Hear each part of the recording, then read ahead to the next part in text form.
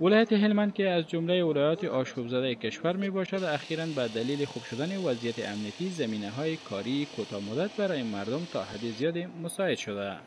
ولی مردم این ولایت میگویند ولایت هلمند منابع کاری درازمدت فراوان دارد، اما تا هنوز دولت افغانستان و جامعه جهانی برای احیای آن تلاش و توجه خویش را معطوف ننموده است.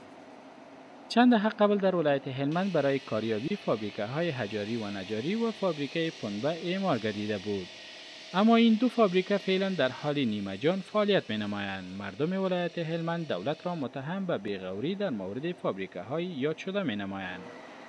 فابریکه حجاری و نجاری ولایت هلمند به سکتور خصوصی واگذار شده است، اما مسئولین این فابریکه میگویند اگر دولت به همراهشان همکاری نماید، در آن صورت می توانند که برای بیش از 1000 نفر زمینه اشتغال دائمی را در این فابریکه مساعد نمایند.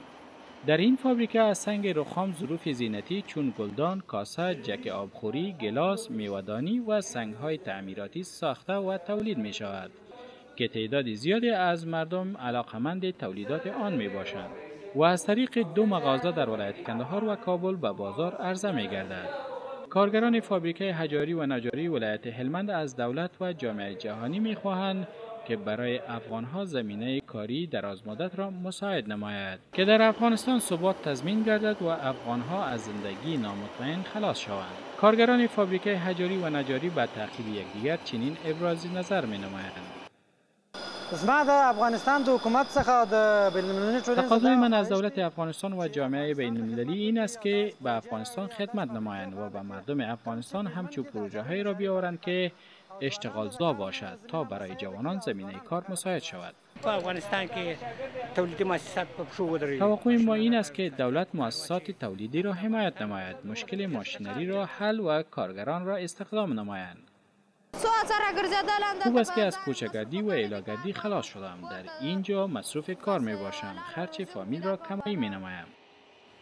مسئولین این فابریکه می گویند به دلیل مشکلات امنیتی و کاغذپرانی در ادارات دولتی به معادن سنگ رخام با آسانی دسترسی ندارند. از طرف دیگر مشکل کمبود برق و عدم همکاری مسئولین دولت باعث شده است که ظرفیت تولیدات افزایش نیابد و استخدام کارگران نیز ممکن نمی باشد. حاجی تاج محمد مسئول فابریکه حجاری و نجاری ولایت هلمند میگوید ما در فابریکه با کمبود مواد مواجه می باشیم، فقط فعلا مشکلات را حل می نماییم. اگر مواد فریمان باشد کار خود به خود درست می شود. در فابریکه حجاری ولایت هلمند 120 تن از کارگران فعلا مصروف کار می باشند. آنها از کارهای خویش راضی هستند، اما حراس دارند که به علت عدم دسترسی به مواد کارهای خویش را از دست بدهند. همون شعیب، تلویزیون آشنا.